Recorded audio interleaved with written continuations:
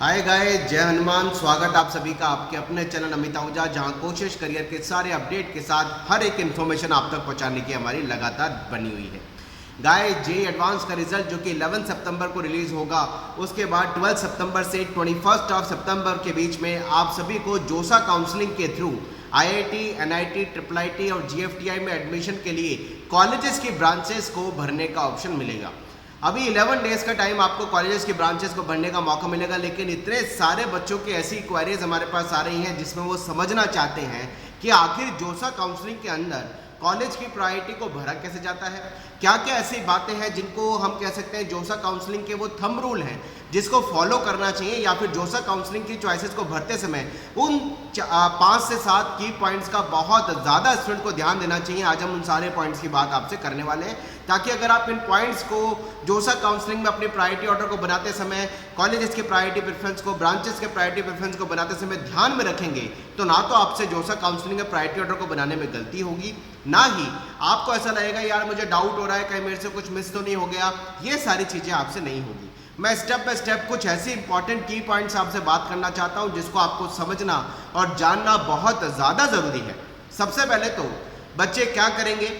जोसा काउंसलिंग की वेबसाइट पर ओपनिंग क्लोजिंग रैंक का हर कैटेगरी के हिसाब से, सारे के सारे कॉलेजेस के हिसाब से, कौन सा कॉलेज कब बंद हुआ है, कब चालू हुआ है, वो पूरा का पूरा लास्ट ईयर की ओपनिंग क्लोजिंग जेईई मेन के हिसाब से, जेईई एडवांस के हिसाब से ऑल इंडिया रैंक दी गई है और कैटेगरी रैंक भी दी गई है। स्टूडेंट्स को क्या करना है, स्टूडेंट को जोसा काउंसलिंग की वेबसाइट पर लास्ट ईयर की क्लोजिंग रैंक को देखते हुए थोड़ा सा फीडबैक के हिसाब से ये आइडिया लगाना है कि हर किसी ब्रांचेस को, कॉलेजेस को हमारी रैंक के हिसाब से क्या क्या कुछ मिलने की संभावना लास्ट ईयर के हिसाब से बन रही है, क्या पॉसिबिलिटी लास्ट ईयर के हिसाब से बन रही है, उसको थोड़ा देख करके अपने फीडबैक को भी तैयार कर सकता है कॉलेज के डिक्रीजिंग ऑर्डर के हिसाब से।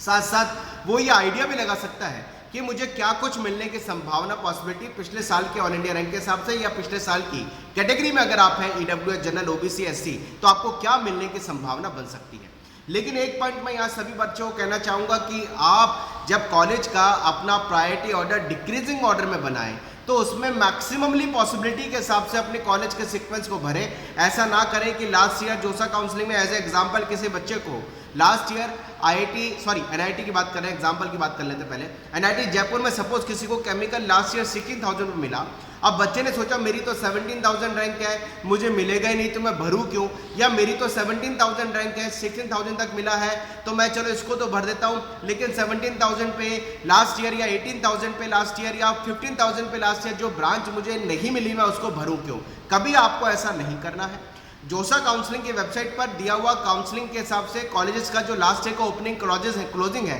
वो केवल एक थॉट देने के लिए होता है, एक केवल विचार देने के लिए होता है, एक केवल पॉसिबिलिटी के हिसाब से बताने के लिए होता है कि यार ये लास्ट ईयर इन कॉलेजेस की, ये ब्रांचेस की क्लोजिंग रैंक रही है। आप थोड़ा सा ये आइडिया लगाइए कि ये कॉलेजेस की ओपनिंग क्लोजिंग के हिसाब से ये कॉलेजेस की ब्रांचेस आपको मिलने की संभावना बन सकती है। लेकिन स्टूडेंट्स को ऐसा कभी नहीं करना चाहिए कि वो कट टू कट कॉलेजेस की ब्रांचेस को भरे कि लास्ट ईयर पर्टिकुलर कॉलेज की पर्टिकुलर ब्रांच अगर मेरी आई हुई रैंक के लगभग पास में क्लोज हुई तो मुझे मिल जाएगी, मैं इसको यहाँ तक भर देता हूँ। कभी ऐसा मत करिएगा। आपको क्या करना है, आपको मैक्सिममली कॉलेजेस की ब्रांचेस को भरना है, क्योंकि ब्रांचेस को, कॉलेजेस को भरने का ऑप्शन केवल ये आपको 10 डेज का दिया जाएगा। जोसा काउंसलिंग का जो पूरा प्रोसेस 6 राउंड में चलेगा, आपकी भरी हुई कॉलेज की चॉइसेस के हिसाब से ही 6 राउंड में आपको आगे से आगे अपग्रेडेशन का ऑप्शन होगा। आपको ऐसा नहीं होगा कि आपको बार बार कॉलेजेस की ब्रांचेस को चेंज करने का या बार बार भरने का या आपको अपडेट करने का मौका मिलेगा। आपको केवल 11 दिन का टाइम मिलेगा। इन 11 डेज के अंदर आपको एक ही बार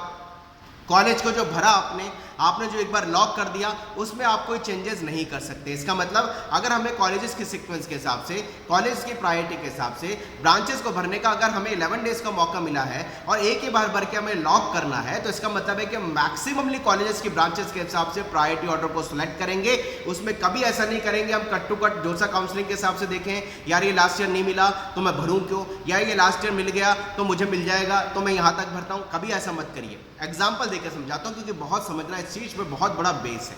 आज किसी स्टूडेंट की आईआईटी के अंदर सपोज एग्जांपल की बात करें 2000 के आसपास की उसकी ऑल इंडिया रैंक आई है। अब उसको करना क्या है, उसको 2000 की लास्ट ईयर की क्लोजिंग रैंक तक देखना है, लेकिन उसको कॉलेजेस की चॉइसेस भरने का ऑर्डर तो अपना बेस्ट प्रायोरिटी के हिसाब से भरना है। यानी अगर उसकी रैंक 500 के आसपास से वो कॉलेजेस के सीक्वेंस को भरना चालू करे, जिसकी 2000 की रैंक है, एग्जांपल कोड करके बता रहा हूं, और लास्ट को लगभग 4000 5000 रैंक तक की कॉलेजेस की ब्रांचेस के हिसाब से प्रेफरेंस ऑर्डर में जरूर भरे। यानी जो उस पर्टिकुलर बच्चे की पर्टिकुलर रैंक है, उस पर्टिकुलर रैंक पे ऊपर में कम से कम 3-4 हजार रैंक का वेरिएशन लेते हुए और नीचे में कम से कम 3 से 4 हजार रैंक का वेरिएशन लेते हुए कॉलेज की प्रायोरिटी ऑर्डर को वो जरूर भरे। यहां एक चीज का वो ध्यान रखे, कॉलेज में जब वो प्रायोरिटी ऑर्डर को भर रहा है तो वो केवल उसी ब्रांच को भरे जिसको उसको लेना है। उन ब्रांचेस को बिल्कुल ना भरे, उन कॉलेजेस को बिल्कुल ना भरे जो कॉलेज की पर्टिकुलर ब्रांच उसको नहीं लेनी है। कभी कभी मैं देखता हूं कि बच्चा सोचता है यार इतने पीछे की रैंक है, चलो ये भर देते हैं, मिल जाएगा तब की तब देखेंगे, और अगर वो उसको मिल गया बाई लकीली और उसने उसको छोड़ा तो उसकी काउंसलिंग का पूरा प्रोसेस खराब हो जाएगा, साल बर्बाद हो जाएगा। इसलिए मैं सारे स्टूडेंट को स्ट्रिक्टली सजेस्ट करूंगा, प्लीज जब आप अपने कॉलेज के प्रेफरेंस ऑर्डर को बनाएं, पहले तो उसको पेपर में बनाइए, यानी कागज पे बनाइए। 1 2 3 4 के हिसाब से सारे कॉलेजेस की प्रेफरेंस ऑर्डर को बनाइए, क्योंकि आपको कुल मिलाकर के 111 कॉलेजेस के हिसाब से 500 से ऊपर आपको कॉलेज की चॉइसेस भरने का मौका मिलेगा। यानी सब मिलाकर के अगर मैं देखूं 23 आईआईटी, लगभग 32 NIT, 26 triple IT, 33 GFTI, total मिलाकर के ये सारे कॉलेजेस जो आ रहे हैं ये 112 के आसपास कॉलेज आ रहे हैं, 111 के आसपास कॉलेज आ रहे हैं, और सारी ब्रांच मिलाकर के 500 ब्रांचेस के हिसाब से कॉलेज का सीक्वेंस आपको भरना है। यहाँ 2-3 पॉइंट और बहुत ज़्यादा समझने जरूरी है। बच्चों को जैसा मैंने बोला कि आपको पूरा पेपर पे पहले सबसे पहले कॉलेज के सीक्वेंस को डिक्रीजिंग ऑर्डर में रखना है, डिक्रीजिंग ऑर्डर में लिखना है। लिखने के बाद ही वो पेपर को आप सामने लेके बैठें और अपने कॉलेज के प्रेफरेंस ऑर्डर को कंप्यूटर पे भरें और उसको देखें, 3 से 4 बार उसको पूरा चेक करें, फिर उसको भरने के बाद पूरा उसका प्रिंट आउट निकालें, फिर उसको एक एक करके चेक करें और फिर उसको फाइनली लॉक करें। लॉक करने का मतलब यह है कि अब आपको उसमें चेंजेस का ऑप्शन नहीं मिलेगा। इसलिए लॉक करने से पहले जब आप कॉलेज के सीक्वेंस प्रायोरिटी ऑर्डर को भर रहे हैं, उसको सिस्टमेटिकली 3 से 4 बार पूरा चेक कर लीजिए। और जैसा मैंने बोला, पूरा पेपर पर लिख कर ही आप प्रायोरिटी ऑर्डर में भरिए। इससे पेपर में लिखने से क्या होगा, बाय द वे किसी कॉलेज की कोई ब्रांच आपसे वर्बली भरने में मिस हो रही है, लेकिन वो आपके पेपर में अगर लिखी हुई है तो पेपर में लिखने से आप उसको देख करके भरेंगे तो वो आपसे मिस नहीं होगी। मैं बहुत बार बच्चों को देखता हूं, अरे सर ये ब्रांच मुझे भरनी थी, लेकिन पता नहीं मैंने इतने सारे कॉलेज के सीक्वेंस बनाते समय ब्रांच मिस कर दी। और हुआ ये कि उसको ब्रांच मिल सकती थी लेकिन मिल नहीं पाई, और जिस ब्रांच के लिए वो सोचता था यार उससे नीचे मिली है, उसको वो मिल गई। एक इंपॉर्टेंट पॉइंट मैं यहां और ऐड करना चाहूंगा, आप सबको करना क्या है, ध्यान रखिएगा। जैसे जोसा काउंसलिंग के पहले राउंड में कॉलेज का अलॉटमेंट हुआ, अलॉटमेंट के बाद में अब आपको सपोज एग्जांपल किसी बच्चे ने 100 चॉइस भरी, 100 चॉइस भरने पर अगर उस पर्टिकुलर बच्चे को सपोज 96 नंबर का कॉलेज अलॉट हुआ, एग्जांपल कोड कर रहा हूं, 100 चॉइस भरी, 96 नंबर का कॉलेज अलॉट हुआ, 96 नंबर पे जो कॉलेज की ब्रांच उसने भरी थी वो अलॉट हुई, लेकिन 96 से जब वो आगे के राउंड की काउंसलिंग में जाएगा, अगर वो उस पर्टिकुलर ब्रांच पे चाहता है कि यार मुझे कॉलेज में अपग्रेड मुझे आगे के राउंड में कराना है, तो उसको पहले फीस जमा करनी, फिर फ्लॉट स्लाइड के ऑप्शन को चूज करेगा। आगे के राउंड में अपग्रेड करने पर या तो उसको 1 से 95 नंबर पे कोई कॉलेज की ब्रांच प्रेफरेंस उसकी रैंक के हिसाब से मिल रही होगी, या फिर उसको 96 नंबर की ब्रांच की प्रेफरेंस उसको मिल रही। यानी 96 नंबर उसका लॉक हो चुका है, या तो अब आगे के राउंड में उसको 1 to 95 उसको अपग्रेड होकर मिलेगा, अदरवाइज 96 जो उसको मिल चुकी है वो उसकी सेव रहेगी। इसका मतलब ये है कि हम कॉलेज के सीक्वेंस को जब बना रहे हैं, बनाते समय में डिक्रीजिंग ऑर्डर में सबसे अच्छा, उससे लोअर, उससे लोअर, उससे लोअर, उससे लोअर, इस तरीके से डिक्रीजिंग ऑर्डर में हमें कॉलेज के सीक्वेंस को बना करके भरना है। इसका मतलब ये है हम कोई भी ऐसी ब्रांच जो हमें लगता है कि यार इससे अच्छी है, हम उसको उसके नीचे ही भरें, उसके ऊपर गलती से ना भर दें। जिस कॉलेज की, जिस ब्रांच की वैल्यू आपकी थिंकिंग के हिसाब से,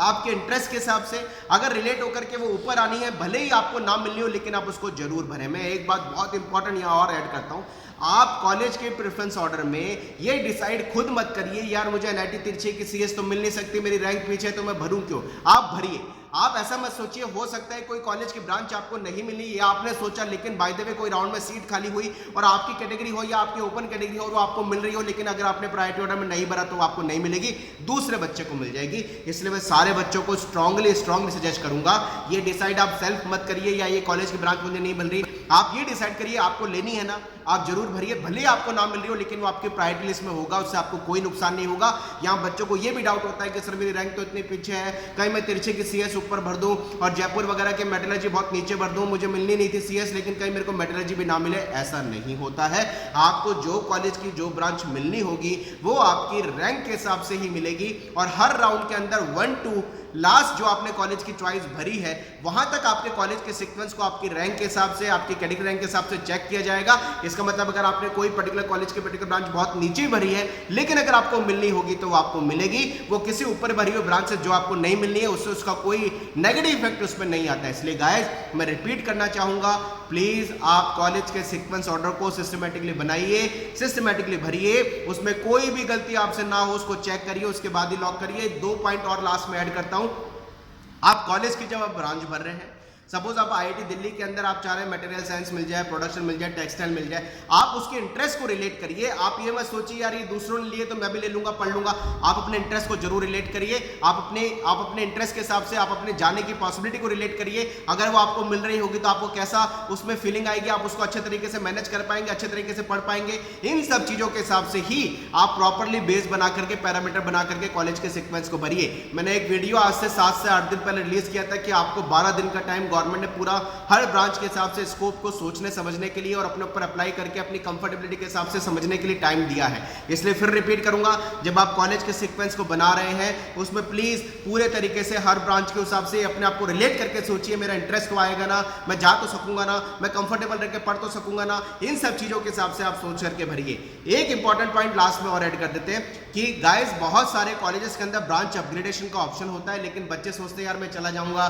कोई बात नहीं, तिरछे की मटेरियल साइंस ले लूं, मेट्रोलॉजी ले लूं, मैं ब्रांच अपग्रेड कर लूंगा। ये अगर हवा में बातें हैं तो इस पे फोकस मत करिए। अगर आप प्रैक्टिकली हैं कि आप लोअर आईआईटीज के अंदर लोअर ब्रांच जाकर के या आईआईटीज के अंदर लोअर ब्रांच जाकर के आप मेहनत करके ब्रांच अपग्रेड कर सकते हैं, किसी एनआईटी में लोअर ब्रांच लेके ब्रांच अपग्रेड कर सकते हैं, आपकी कंफर्टेबिलिटी है और रिलेट होती है, तभी आप लोअर ब्रांचेस को भरिएगा। और आप अगर नहीं अपग्रेड कर पाए तो ये भी सोचिएगा यार मैं इसमें इंटरेस्ट लेकर के कोडिंग प्रोग्रामिंग सीख करके अपने प्रोफाइल को अच्छे तरीके से बिल्ड करके बढ़िया प्लेसमेंट उठा लूंगा, बड़े कॉलेज के प्लेसमेंट का मुझे, बड़े कॉलेज का मुझे एक्सपोजर का फायदा मिल जाएगा। इस तरह का थॉट भी अगर आपका चलता है तो उस पर अपना आपको अप्लाई करके रिलेट करके सब चीजों को बहुत सोच समझ के ही भरिएगा। जोसा काउंसलिंग में जो ओपनिंग क्लोजिंग रैंक दी है वो केवल आपको एक बेस दिया है, इसलिए उसको बेस को यूज तो करिएगा लेकिन उसको कट टू कट बिल्कुल ऐसे तरीके से मत भरिएगा कि आप उस पर आपको समझ रहे हैं कि यार लास्ट आ गया है, कट ऑफ आ गई है, मिल जाएगा, और नहीं मिला तो इसलिए नीचे की ब्रांचेस जरूर भरिएगा जो आपको लेनी है। तो इन सब चीजों को आपको ध्यान रखना है और इन सब चीजों पे आपको बेस बनाना है। इन सब चीजों के हिसाब से ही आपको सोच समझ के अपनी चॉइसेस को भरना है। लेकिन लास्ट में एक बात रिपीट करूंगा, चॉइस लॉक करने के बाद में उसमें चेंजेस नहीं होते हैं, इसलिए जब आप लॉक करें उससे पहले 4 से 5 बार सारे सीक्वेंस को, सारी हर ब्रांच के हर कॉलेज के सीक्वेंस को सिस्टमेटिकली देख लीजिए क्या वो डिक्रीजिंग ऑर्डर में ही है ना। कोई ब्रांच आपको मिल रही है लेकिन उससे अच्छी ब्रांच उससे नीचे भरी हो, उसको ऐसा मत करिएगा, पूरे तरीके से डिक्रीजिंग ऑर्डर में हो ताकि कोई ब्रांच आपको पहले राउंड में मिले तो आप अपग्रेड करके second, third, fourth, fifth, sixth round में उसको अपग्रेड करा पाए। अगर अपग्रेड होती है और वो उससे अच्छी हो जो ऊपर भरी है और आपको मिल सके, इस तरह का सीक्वेंस आपको बनाना है। चलिए गाइस मिलते रहेंगे। ये कुछ थंब रूल थे जोसा काउंसलिंग के जो आपको समझाने थे, ये बहुत ज्यादा यूजफुल और इंपॉर्टेंट थंब रूल्स हैं, की पॉइंट्स हैं जो आपको जोसा काउंसलिंग में कॉलेज के सीक्वेंस बनाने में हेल्प करेंगे। हम बहुत सारे वीडियो आपकी हेल्प के लिए लेकर के आने वाले हैं जिसमें स्टेप बाय स्टेप आपको कैसे कॉलेज का सीक्वेंस, कौन सा आईआईटी कौन से ब्रांचेस को ऊपर भरना है, एनआईटी कौन से ब्रांचेस को नीचे भरना है, आईआईटी वर्सेस एनआईटी का कॉम्बिनेशन कैसे बैठाना है, वो आपको बहुत सारे वीडियो में हेल्प करते रहेंगे। विश ऑल द बेस्ट, मेहनत करते रहिए, अच्छे तरीके से एफर्ट्स लगाइए, कॉलेज का सीक्वेंस पेपर पर पहले पूरा बना लीजिए, उसके बाद ही वेबसाइट पर उसको सही तरीके से भरिएगा। कमेंट बॉक्स में लिखिए क्या रैंक आपके आने की पॉसिबिलिटी बन रही है एडवांस में और क्या रैंक आपके जेईई मेन में आ चुकी है। जय Hanuman, bye bye, thank you very much.